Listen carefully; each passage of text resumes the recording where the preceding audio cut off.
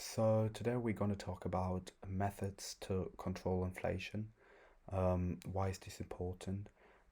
Mostly it's very important because inflation is something we want, but it's also something we don't want because if it's too high, we can't really afford stuff, and everything is getting more expensive, and the state and the economy could fail due to too high prices.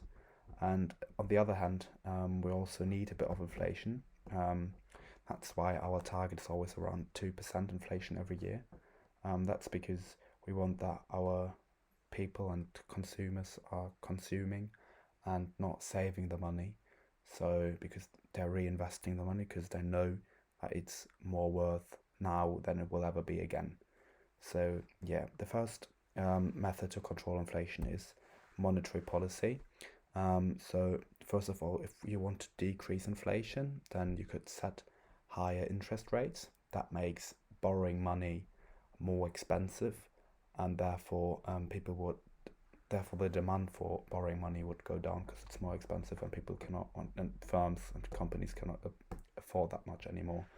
And therefore there's less consumption and less spending, and inflation and economic growth decreases because if you have less money to invest, if you have less money to spend, you also see a less growth in the economy because you have less money to spend. And if you want to increase inflation, you lower interest rates, so the borrowing of money is more cheap. People can afford to borrow money, and therefore firms and also people can spend more, and therefore inflation grows, and the economy could grow as well. But that depends on a lot of other factors. So now the second method to control inflation is fiscal policy. So there's monetary policy and fiscal policy. Fiscal policy is to decrease inflation, you could increase taxes.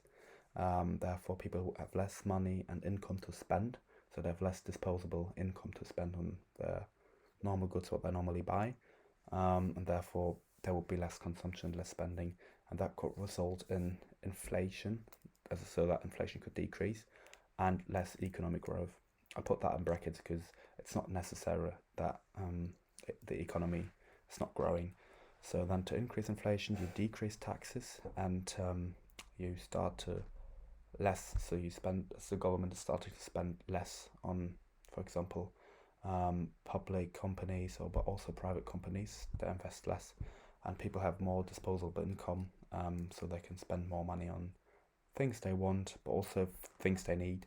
That would increase consumption, spending, and investment, and that would result in economic growth. Not all the time, but that could result in economic growth, and inflation would grow.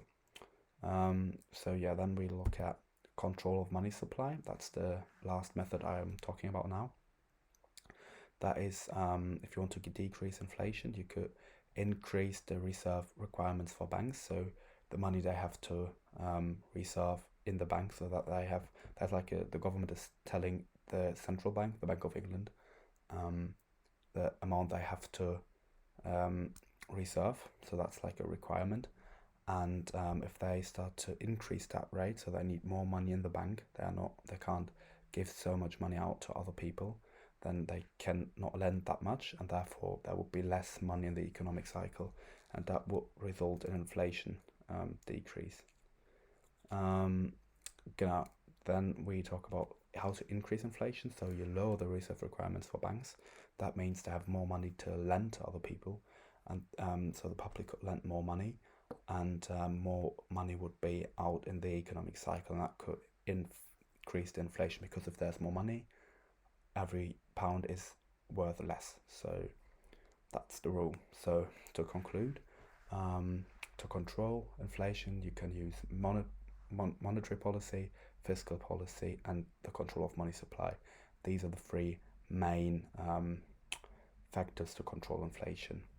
Yeah, and as usual, if you have any questions, please send us a comment. And if you want to give some feedback, just write us a comment, and we try to get back to you as soon as possible. Thank you.